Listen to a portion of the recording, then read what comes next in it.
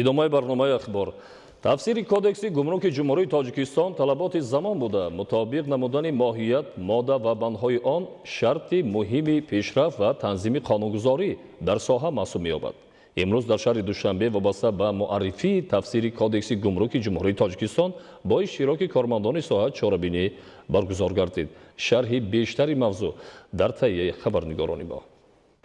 дар чорабинӣ муовини якуми сарвазири ҷумҳурии тоҷикистон Давлаталӣ Саид ва дигар намояндагони вазорату идораҳои давлатӣ, донишгоҳу донишкадаҳои олӣ ва бахши хусусӣ иштирок доштанд. дар рафти муаррифии тафсири кодекси гумрук таъкид карда шуд ки кодекси гумруки ҷумҳурии тоҷикистон ки аз 1 январи соли 2005 мавриди амал қарор дорад, 23 маротиба тағйиру иловаҳо ворид карда шудааст ва дар маҷмӯъ тағйиру иловаҳои қабулшуда қариб 100 номгӯи имтиёзу сабукиҳоро дар бар мегиранд ки ба беҳтар гардидани фазои сармоягузориву соҳибкорӣ дар бахшҳои воқеии иқтисодиёт ва соҳаи хизматрасонӣ равона карда шудаанд. ба таҳлили коршиносон, тафсири муаррифишавандаи кодекси гумруки ҷумҳурии тоҷикистон ки дар доираи амалисозии чорабиниҳои барномаи дастгирии давлатии соҳибкорӣ таҳия шудааст, дастрасии иштирокчиёни фаъолияти иқтисодии хориҷиро ба муҳтавои меъёрҳои қонунгузории гумруки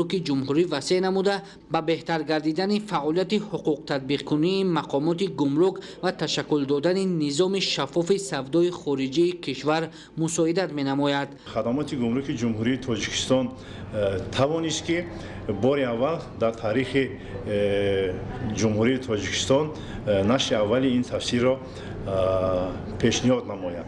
бояд қайд намоям ки ин тафсир дар асоси таҳлилҳои илми амалии аъзоёни гурӯҳи корӣ баррасии модда ва моддаи кодекси гумрукии ҷумҳурии тоҷикистон омода карда шудааст. ҳамчунин таъкид карда шуд ки дар тафсири муаррифишаванда шарҳи муфассали илмии амалии модда ба моддаи кодекс оварда шуда, муаллифон ва муҳаррирон кӯшиш намуданд то меъёрҳои онро дар робита ба талаботи қонунгузории амалкунанда ва санадҳои меъёриву ҳуқуқии байналмилалӣ ки тоҷикистон онҳоро эътироф намудааст тавзеҳ диҳанд.